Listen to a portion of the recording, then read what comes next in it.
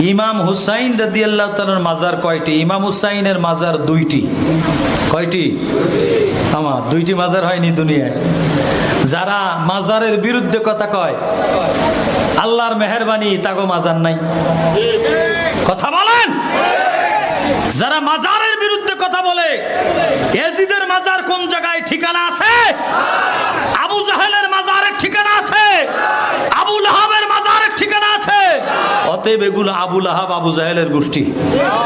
মাজার নাই যেগুলো, এগুলো আবু লাহাব আবু জাহেলের গোষ্ঠী। আর ইমাম হুসাইন জিন্দাবাদ। সেই ইমাম হুসাইন, হুসাইন একজন, মাজার দুইটা। মাজার কয়টা?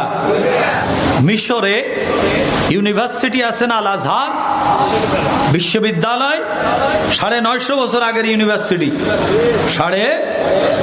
আমার ছাত্র এই গত তারিখও আমার সাথে আসছিল, মাহফুজ হুজুরের কাছে দোয়া চেয়ে গেল, কদমবুসি করে গেল। হুজুর তাকে দোয়া করলেন। ওই ছেলেটা মিশরে চলে গেছে, সেই প্রত্যেক দিন ইমাম হুসাইনের সের মোবারকের জিয়ারত করে।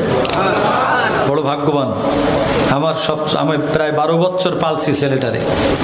তো যাই হোক, তো মিশরে তাজুল হুসাইন, তাজুল হুসাইন ইমাম হুসাইনের সের মোবারকের মাজার, মাথা মোবারকের মাজার।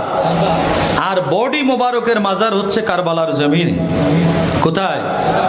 তাহলে ইমাম হুসাইন কয়জন? মাজার কয়টা? একটা হলো মিশরে তাজুল হুসাইনে, আর একটা হলো কারবালার জমিনে।